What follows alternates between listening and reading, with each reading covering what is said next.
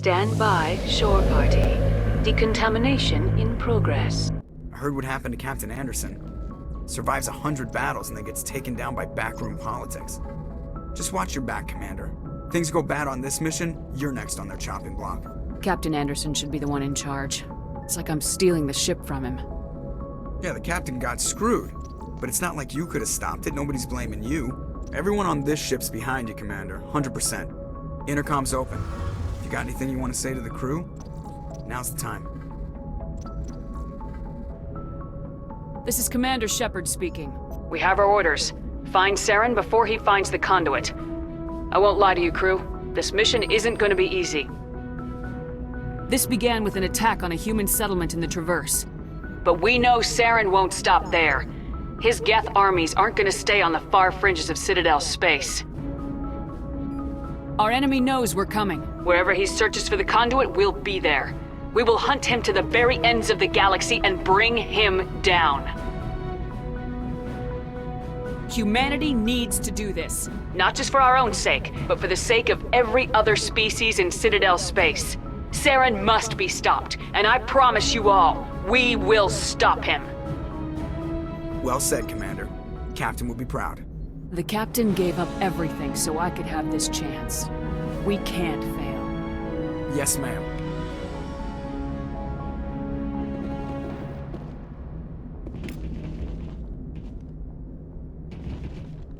Commander, something you need? I like to know my crew. Mind if I ask you a few questions? I can see where this is going. You did a background check on me, didn't you? Well, I'll tell you the same thing I told the captain. You want me as your pilot. I'm not good. I'm not even great. I am the best damn helmsman in the Alliance fleet. Top of my class in flight school, I earned that. All those commendations in my file, I earned every single one. Those weren't given to me as charity for my disease. I'm sorry, Joker. I didn't even know you were sick. You mean you didn't know? Oh, crap. Okay, I've got Vrolik syndrome, brittle bone disease. The bones in my legs never develop properly. They're basically hollow, too much force and they'll shatter. Even with crutches and my leg braces, it's hard to get around. One wrong step and crack! It's very dramatic. But I've learned to manage my condition, Commander. Put the Normandy in my hands and I'll make her dance for you. Just don't ask me to get up and dance unless, you like the sound of snapping shin bones. I need to know more about this Vrolik syndrome if I'm putting my ship in your hands. Yeah, of course you do. It's an extremely rare condition. Nobody knows exactly what causes it. Genetic, maybe. It's treatable, but there's no cure. They classify my case as moderate to severe. I was born with over a dozen fractures, hip, thighs, ankles. My bones were already breaking in the womb. 100 years ago, I wouldn't have survived past my first year. Lucky for me, modern medical science has turned me into a productive member of society. You're not gonna break a bone trying to fly the ship, are you?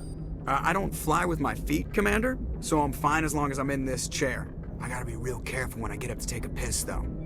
I can do my job as well as anyone on the ship. Better, actually. So don't worry about it. I'm not trying to make you uncomfortable. Let's talk about something else. Whatever you want, Commander. Why does everyone call you Joker? It's a lot shorter than saying Alliance Flight Lieutenant Jeff Moreau. Plus, I love to make little children laugh. I was just thinking how much you remind me of Santa Claus. Look, I didn't pick the name. One of the instructors in flight school used to bug me about never smiling.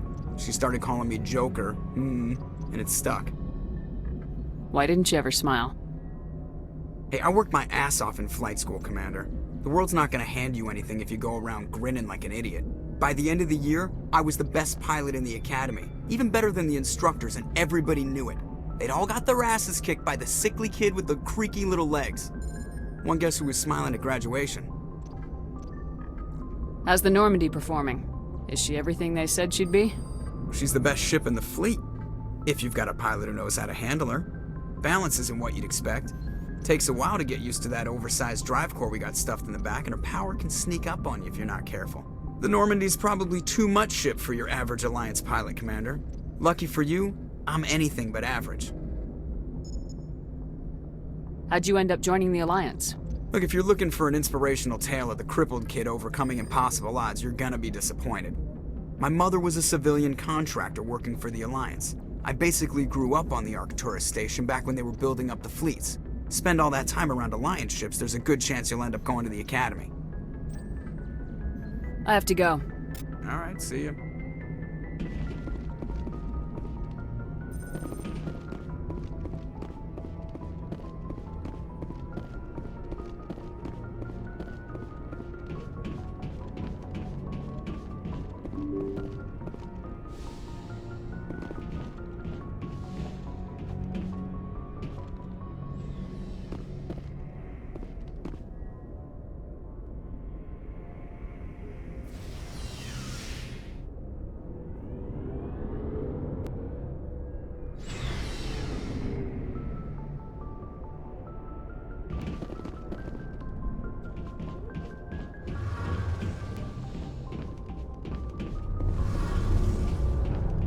Hey, Commander, you know that Quarian, Tally?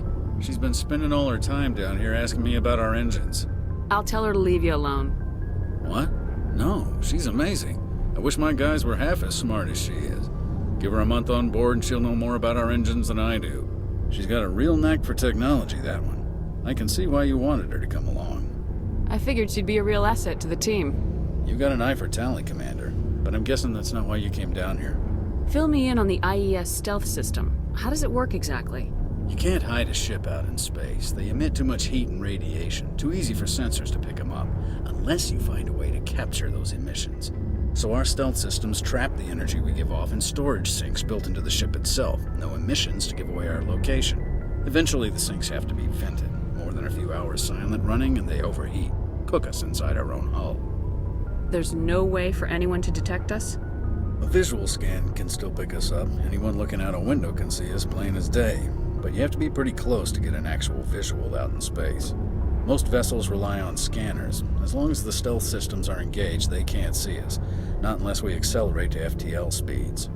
Why doesn't it work with faster-than-light travel? Cranking up to FTL blue shifts our emissions, pushes them into frequencies too high to capture in the sinks. As soon as we make the jump, it's like setting off a flare.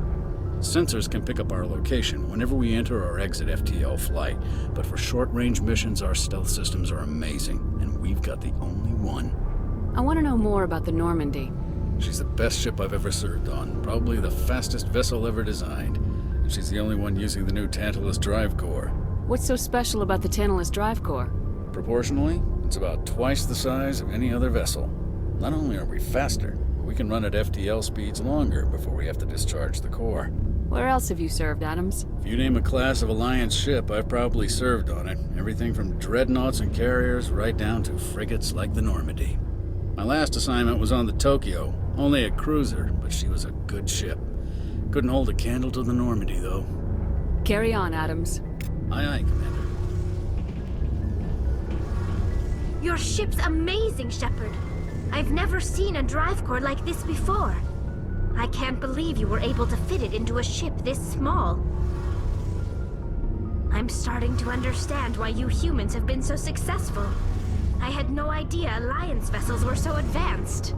The Normandy's a prototype, cutting-edge technology. A month ago, I was patching a makeshift fuel line into a converted tug ship in the flotilla. Now, I'm sitting on board one of the most advanced vessels in Citadel space. I have to thank you again for bringing me along. Traveling on a vessel like this is a dream come true for me. I had no idea you found ship technology so interesting. It comes with being a Quarian. The migrant fleet is the key to the survival of my people. Ships are our most valuable resource. But we don't have anything like this. We make do with cast-offs and second-hand equipment. We just try to keep them running for as long as we can. Some of the fleet's larger vessels date all the way back to our original flight from the Geth. I can't believe your fleet's still using ships that are 3 centuries old. They're constantly being repaired, modified, and refitted. They aren't pretty, but they work. Mostly. We've tried to make ourselves as independent as possible on the flotilla. Grow our own food, mine, and process our own fuel.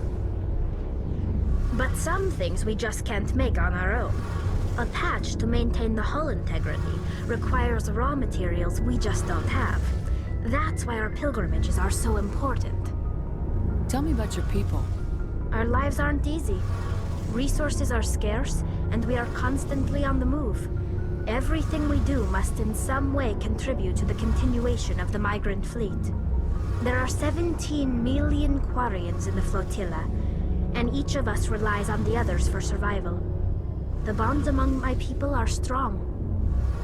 Unfortunately, we have had to surrender many of the freedoms and civil liberties other species take for granted.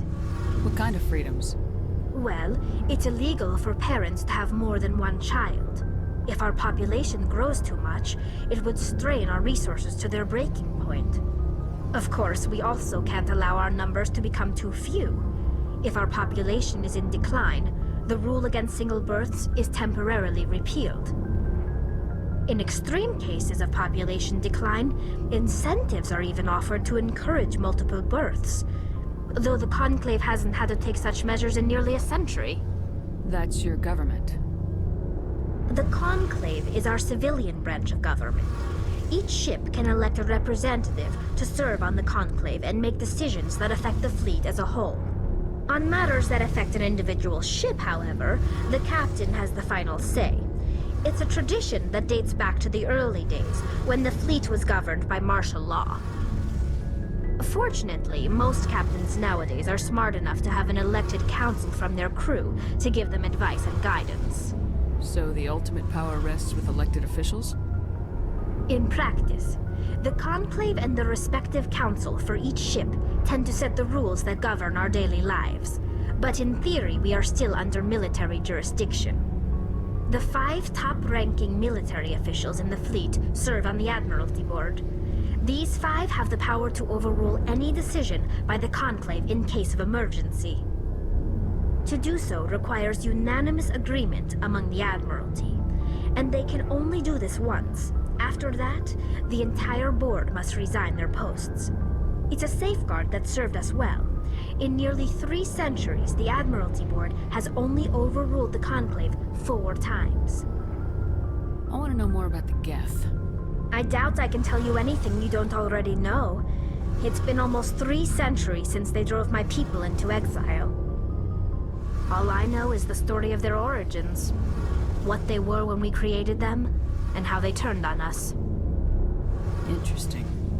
The Geth were originally created to serve as an automated manual labor force. Initially, their intelligence was as limited as any VI. Over time, we made small modifications to their programming to allow them to perform more varied and complex tasks, bringing them closer and closer to true AI status. How come the Council didn't step in and stop you? This wasn't true AI research. We may have been skirting the bounds of the law, but we never did anything that was actually illegal. The changes were so insignificant, so gradual, that we were able to control them. Or so we thought. But one thing we underestimated was the power of the neural network. A million Geth thinking simultaneously created an inherently unstable matrix. So the Geth share brain power? Many of the Geth's logic systems were designed to work in concert with other nearby Geth. Basically, the more of them you have in a group, the smarter they are. So there's some sort of group consciousness? No, nothing like that. They cannot share sensory data or information. Their programming cannot handle that much simultaneous input. Each Geth maintains an individual awareness and identity. The neural network only operates on a process-based level. It's basically the synthetic equivalent of a subconscious. But when they're in close proximity, they can coordinate low-level functional processes, freeing up more capacity for original or independent thought. That doesn't make any sense. I'm probably oversimplifying. The Geth are incredibly advanced and complex creations. All you need to know is that they get smarter when they gather in large numbers. As we built more and more Geth, their effective intelligence became more sophisticated, more abstract. One day, a Geth began to ask its Quarian overseer questions about the nature of its existence. Am I alive? Why am I here? What is my purpose? As you can imagine, this caused a near panic among my people. I don't see what's so bad about those questions. The Geth were created to engage in mundane, repetitive, or dangerous manual labor. That's fine for machines, but it won't satisfy a sentient being for long. The Geth were showing signs of rudimentary self-awareness and independent thought. If the Geth were intelligent, then we were essentially using them as slaves. It was inevitable the newly sentient Geth would rebel against their situation. We knew they would rise up against us, so we acted first. A general order went out across all Quarian-controlled systems to permanently deactivate all Geth. The Geth responded to this order violently. Hey, you can't blame them for fighting for their survival. We had no other choice. The Geth were already on the verge of revolution. By acting quickly, we had a chance to end the war before it began. The hope was that most of the Geth would still be little more than machines, incapable of organized resistance. But they had progressed much further than anyone anticipated. The war was long and bloody. Millions upon millions of Quarians died at their hands. In the end, we were forced to flee our own homeworld. We feared the Geth would pursue us, but they never came beyond the Veil. Now we drift through space, exile searching for a way to reclaim what was once ours. It's hard to feel sorry for you. Your ancestors tried to wipe out another species. We made a mistake when we created the Geth in the first place. But we did not make a mistake when we went to war against them. If we had not acted, they would have wiped us out. They're a synthetic life form. They have no use for organics. None. Why do you think they cut themselves off from the rest of the galaxy? Why do you think they've killed every organic being who's ever tried to contact them? They didn't kill Saren. What does that tell you? The Geth are not innocent victims in all this. They're the enemy. They want to destroy us. Not just the Quarians. All organic life. That's why they've joined up with Saren. And that's why we have to stop him. I want to know more about the pilgrimage. When my people reach maturity, we leave our birth ships and seek acceptance with a new crew. It's necessary to maintain genetic diversity among the fleet. But no ship wants to accept someone who will be a burden on them. So, to prove our worth, we embark on a pilgrimage. We set out alone, leaving the flotilla and our families behind us. We only return once we have found something of value we can bring back to the fleet. This is presented as a gift to the captain of the respective ship we wish to join. If the gift is accepted, we are welcomed into the crew. Can a captain choose to reject the gift? That doesn't happen often. Most captains are eager to increase the size of their crew. It increases their own standing in our society. Even when a gift is not particularly valuable, the captain usually accepts it out of a sense of tradition.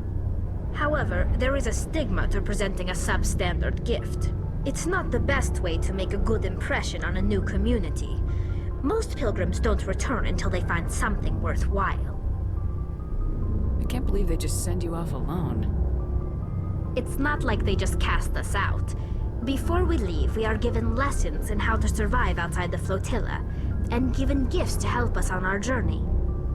We also receive implants to fight off sickness and disease. Generations of living in an isolated and highly controlled environment have left our immune systems weaker than most. By the time we leave the fleet, we are well equipped for the pilgrimage. This is a rite of passage for all Quarians.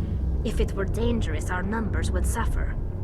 Virtually every pilgrimage ends with a triumphant return and the ritual presentation of the gift to one of the fleet's captains. I want to talk about something else. Like what?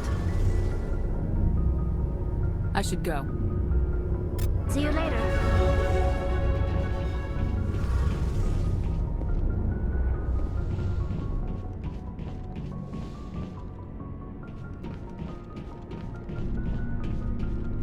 Nice ship you've got, Shepard.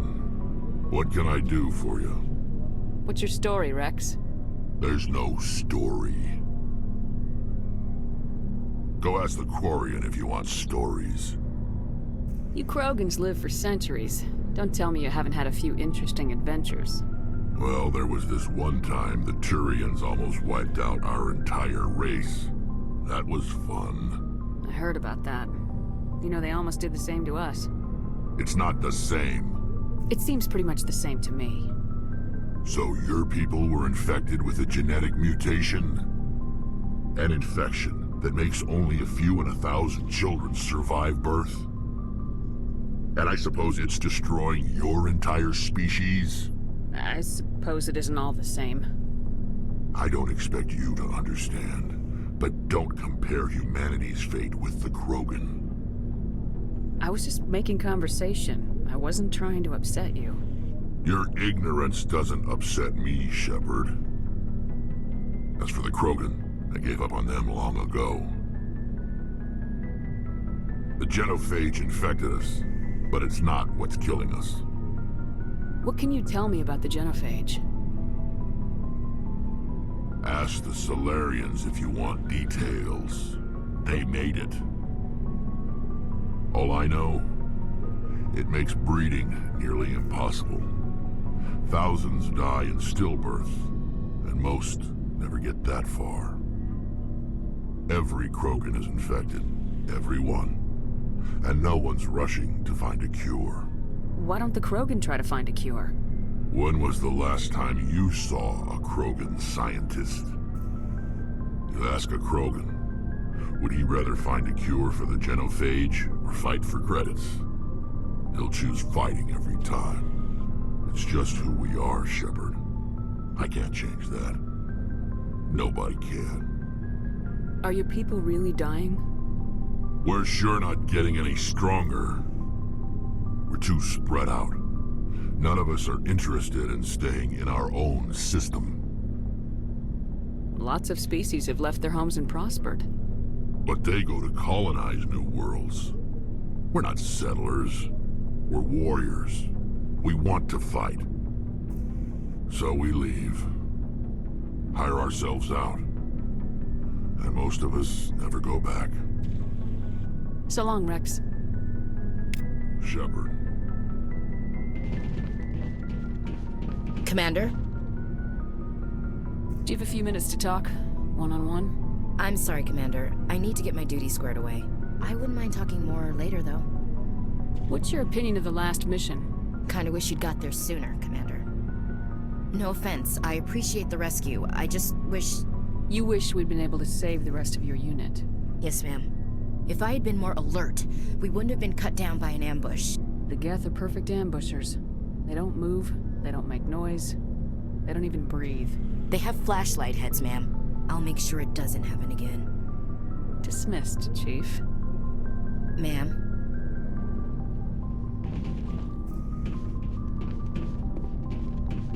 Thanks for bringing me on board, Commander. I knew working with the Spectre would be better than life at CSEC. Have you worked with the Spectre before? Well, no, but I know what they're like. Spectres make their own rules. You're free to handle things your way. At CSEC, you're buried by rules. The damn bureaucrats are always on your back. For the most part, the rules are there for a reason. Maybe. But sometimes it feels like the rules are only there to stop me from doing my work. If I'm trying to take down a suspect, it shouldn't matter how I do it, as long as I do it. But CSEC wants it done their way. Protocol and procedure come first. That's why I left. So you just quit because you didn't like the way they do things? There's more to it than that. It didn't start out bad, but as I rose in ranks, I got saddled with more and more red tape. CSEC's handling of Saren was typical. I just couldn't take it anymore. I hate leaving. I hope you made the right choice. I'd hate for you to regret it later. Well, that's sort of why I teamed up with you. It's a chance for me to get off the Citadel, see how things are done outside CSEC. Either way, I plan to make the most of this. And without CSEC headquarters looking over my shoulder, well, maybe I can get the job done my way for a change. If getting the job done means endangering innocent people, then no. We get the job done right, not fast. Got it? I wasn't trying to... I understand, Commander. Looking for supplies? Let's see what you got. You bet, Commander.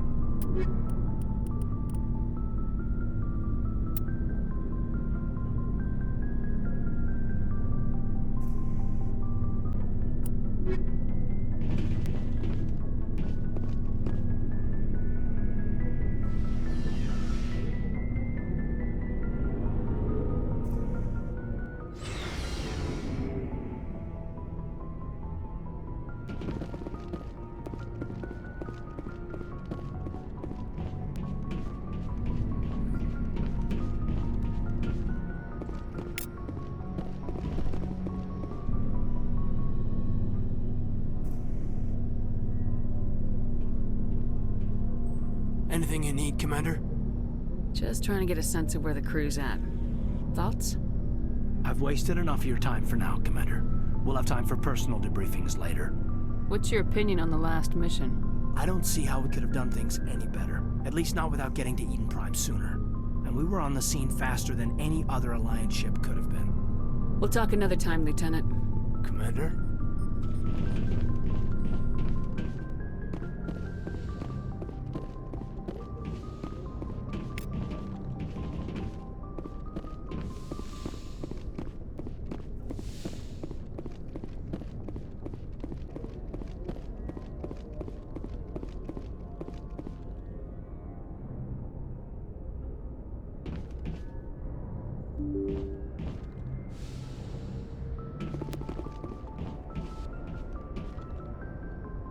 If anyone has to take over for Captain Anderson, I'm glad it's you. I'm not sure about having non-humans on our ship, though. I'm in charge here, Presley. I decide if we have non-humans on this vessel. Yes, ma'am. Understood, ma'am. Speak freely, Presley. I want to know if you have a problem with non-humans. It's not that, Commander. Humanity has always handled its own problems. Saren attacked one of our colonies. We should be the ones to stop him. We don't need their help. Some people think asking for help is a sign of weakness. That's just being stupid and stubborn. No matter how strong you are, allies can make you stronger. I guess so. Maybe I'm just stuck in the old ways of thinking. Don't worry, Commander. This won't be a problem. How did you end up assigned to the Normandy? I signed up with the Alliance as a navigator right out of school, following in my grandfather's footsteps, I guess. My first posting was on the Agincourt. We were at Elysium during the Skillian Blitz. A massive fleet of alien raiders hit the colony, trying to wipe it out. They had the numbers, but their ships were no match for an Alliance frigate. It was a slaughter. We couldn't even keep track of how many ships they lost. How'd you end up on the Normandy? I got my officer's commission after Elysium. Must have made an impression on the right people. Captain asked for me when he was picking his crew. Carry on, Presley. Yes, ma'am.